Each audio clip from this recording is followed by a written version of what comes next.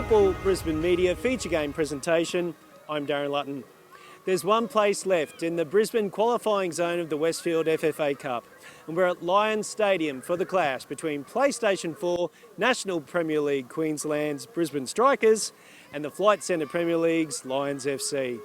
Of course, both these clubs last year were the Brisbane representatives for the competition, but this year there can only be one.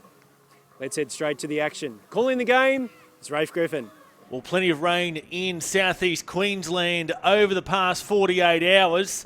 And while there's a few clouds on the horizon, there's no rain about, but you can't quite tell in this shot, but it's quite windy out at Lions Stadium for this Westfield FFA Cup. Round 7 match as we take a look at the two team lineups. No major surprises. Rhys Meredith was rested in the Strikers' last league match against the Brisbane Roar after going off injured in both their previous FFA Cup ties. Trent Sliman is the referee for this one. Running the lines are Andrew Lindsay and Phil Tracy. Nathan Scott is the fourth official. So it's Lions that get us underway here at home. Yankovic playing it out there for Shepherd. Forward in the direction of Kenyon, it looked like. And first grab of the match for Usai. Gaffney with that header on. Hensley willing challenge there against Diaz, and he's going to give away the free kick on the quarter-hour mark. And referee Trent Sleeman just pulling out the experienced centre-back. Just lost out in possession there and was keen to contest the football and illegally deemed to have come in contact with Tynan Diaz there. Here's another free kick here, this time going the Strikers' way. Sam Knight is the one brought down, and first into the referee's notebook this afternoon is Brodie Kenyon. He'll give no quarter. Of course, Kenyon back at Lions after starting the year at the Western Spirit. This is Khan. Puts one up high towards the back post, headed on there by Kenyon. It falls wide though.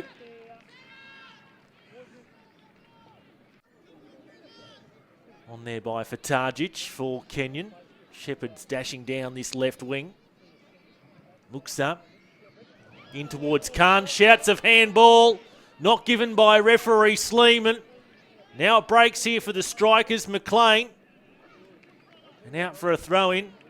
Second look at that on the replay. My initial thoughts were that was ball to hand, and I think that's been justified there. Not too many complaints other than from Kenyon and Khan on that one. Now the Strikers getting in towards the penalty box. That one just slides in front of Fraser Hills that time round. Good cross in there from Trent Clulo on the replay. Oh, a matter of inches. And Fraser Hills could well have had the opening goal in this one. Carlos rides that challenge. Meredith.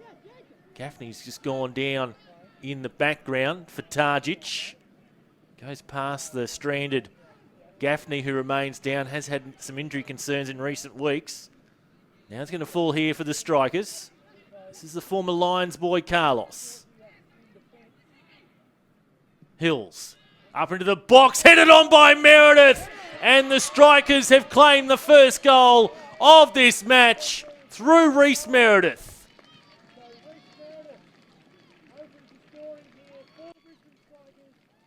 Well, one there by Sam Knight.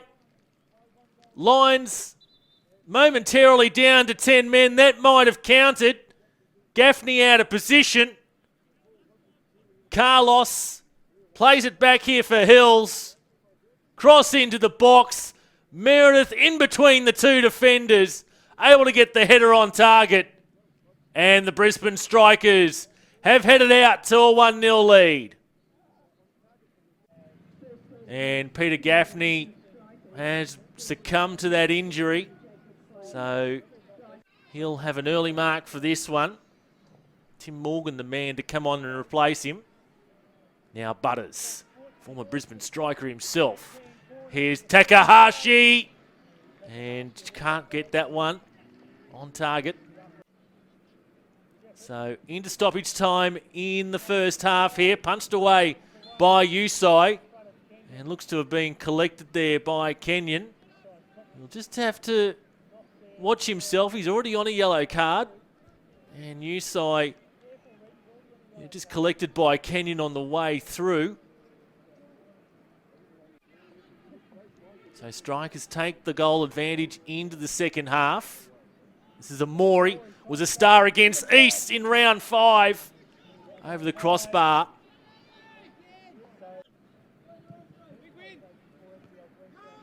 Morgan turns it over there.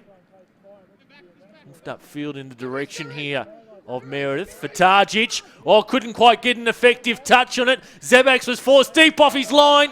And Clulo into virtually an open net. Had the opportunity at least to try and convert. And Trent Clulo looks up, and that left foot skews it.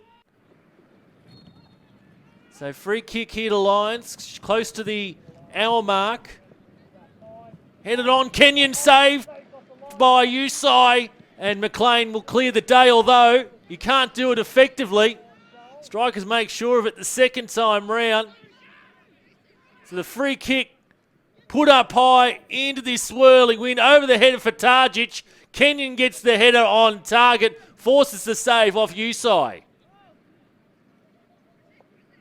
Mars come on as a substitute here for the Strikers. Back to the edge of the box for Clulo. Trying to be a little bit more accurate second time round. Now here's another change here for Lions. Going off is Tynan Diaz and bringing himself on is their coach, Warren Moon. So he'll marshal the troops late in this second half. Marsh along the ground this time, and Meredith tried a clever little flick on there, but Zabax was awake to it. Moon sends this one long. Jamonde now on the park. Recent signing from Wolves, and just couldn't quite get enough on that one. Acknowledges that perhaps there might have been a better option more centrally. Now it's launched immediately here by Usai. Clulo getting in towards the box. Slides it back here for McLean. McLean, good little touch on there for Marsh, and Marsh forces the save from Zabax. Strikers just unable to put away that killer blow just yet. We've got two of the best keepers in Queensland out there this evening, and Phil Zabax once again keeping his side in this match. Zabax straight to McLean this time though. McLean past the defenders. Out there for Clulo is unmarked, denied by the woodwork. Now McLean, can he get a turn on goal?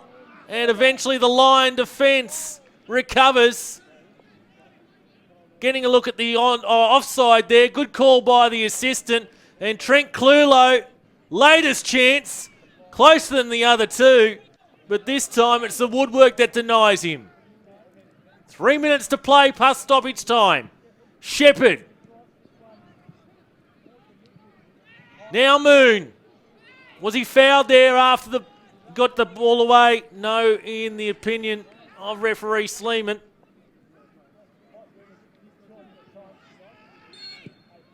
Up high by Moon. In fact, there's been a free kick here against Michael Butters has been fouled just near the edge of the box.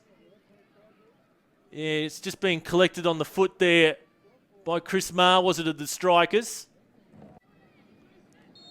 So it's Takahashi and Moon. Moon takes it himself off the left foot. Tries to get it through the wall, was successful in doing so. But Usai there is the last line of defence. Into the second minute of stoppage time. And McLean is going to give away that free kick and the yellow card. So chances running out here for the home side. Up there high. Zabax is in the middle of it as well. Morgan tried to get a foot to it. And another throw in here will come the home side's way. You can see Zabax almost got contact with his head on it. And here he is with the free kick. Last-ditch states here for the home side. Jankovic. And the goal kick is the result. 4 minutes of stoppage time was indicated. Lions no option but to bomb it long here. Free kick against Kenyon.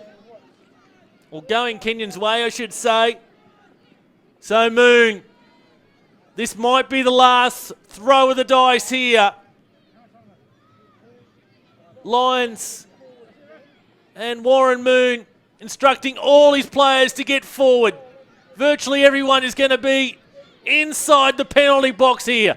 Moon takes his free kick, dinks it on towards the far post. Now it's Shepherd. What can he conjure up? Gets across in, defended away. Desperate here are the Strikers.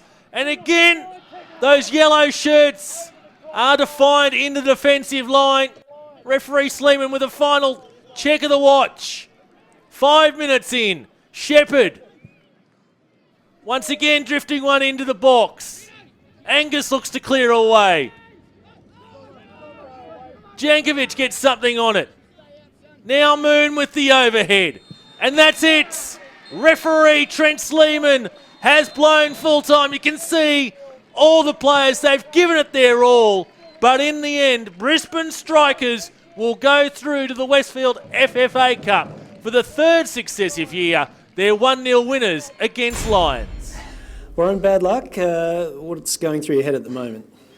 Oh, look, well, firstly, proud of them, my boys. They dug deep tonight. It was a very physical battle. They had to get up for a pretty high intense game, and disappointed we weren't quite good enough to get the job done. But overall, proud of the boys and the effort they put in. We had a lot of injured bodies out there, and boys put themselves on the line to play tonight. And we've lost, it stings, but I couldn't be prouder of the boys, to be honest. You would have had a plan going into the game. How was the execution? Good. Look, on the whole, I thought we controlled the first 35 minutes. I think the turning point of the game, and I guess as it's turned out to be the decisive moment, was Gaff tore his hammy. And what was a double whammy is not only did they go down, we didn't kick the ball out. And they've gone down the other end and scored. And it's not their job to kick it out, so I don't hold any grudges to them. We had the chance to kick it out. We were a player down. We've lost it. They've gone and scored the goal. It's turned out to be the decisive goal. And yeah, we got punished for that. And up until that point, I felt we controlled the running of the game and had them where we wanted to. And it was, disappointing, but we'll learn from that. That was a moment that I'm sure the players will learn from, and we'll pick ourselves up pretty quick. You brought yourself on with 20 minutes to go. At what point of the game do you decide to just throw the kitchen sink at things? Pretty much at that point. You don't bring me on for any other reason. I'm not going to get around the park as much as maybe just feed a few balls in behind or try and set something up. But like I said, we had players out on their feet tonight. Tynan came into the game and had to bring him off because of his groins and Gaff's hammy. So it's probably the only reason I put myself on the bench for anyway, to be honest. We're a bit light on at the moment. No excuses though. We still felt confident coming into today, and ultimately just came up short. Well, Kevin, congratulations. What were your thoughts on the game? Difficult game. We always knew it was going to be. They're a terrific club and well coached and got a terrific group of players. And while it's the romantic tie that everybody wanted us against Lions, there's also a little bit of disappointment. I think that it's just my opinion. I think in terms of across Brisbane, it'd have been great if our two clubs went through and represented the zone. But it fell this way, and but it's good to go through. Obviously, the players are really happy and.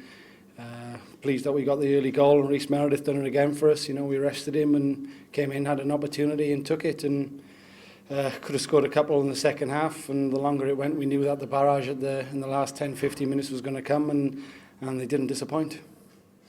With the conditions tonight, we've obviously had a lot of rain this weekend. I know that you like to play a passing game, keeping the ball along the deck. Did you alter anything at all? Yeah, definitely. I think both sides, you got to adapt to the conditions. It was a bit heavier underfoot, and especially the wind. It's a deceptive wind once you're out there as well. And we got players that can adapt to anything really. And it's important they do that. You know, you have your philosophy in the way that you want to play, but ultimately in a cup competition, you know that a lot of territorial side of it comes into play. But we just knew that we had to reduce turnovers in certain areas and reduce their ability, obviously, from set plays. So once we got that goal in particular, then it just allowed us to be able to try and get certain numbers in certain areas that would reduce what they would throw at us. But again, even if you know that it's coming, you still need people to stand up for you and do it. And when I got people, I'm a fortunate coach. I got people like Greg Hensley and Jake Marshall, who I think is going to go and have a great future in the game. And then you even see Fraser Stevens when he came on as a late sub. One of his headers in a high pressured area from a great delivery from the right hand side. They're massive moments in the game, and when you got people that you can rely on that clear certain areas at crucial times, then obviously it gives you a lot of belief and a lot of confidence going into games as a coach. Right, now, final 32, third year in a row. You've got to get a home tie this time, right? Yeah, it'd be nice. It'd be great to get obviously one of the big clubs here in Brisbane. One thing I'm really proud about our region last year, for example, when Lions held Perth Glory at Perry Park, the turnout and the support that the community really gets behind the club that goes through. And I don't think you get that in every other state. I think it's more of an isolated individual situation where teams are just happy for them to go on. But we do come out and support ourselves, and we'll be there to support Redlands, and they'll be there to support us, and I've got every confidence that there'll be a number of clubs from the BPL coming to support us as well, because ultimately we're all on the same journey as players, as coaches and everything, and the more support that we can get, if we do manage to get that fantastic home tie, it'd be great. And we know that we'd get a massive crowd at Perry Park and bring back like the good old days that we used to see at Perry Park. Well, we do wish you well. Congratulations. Thank you.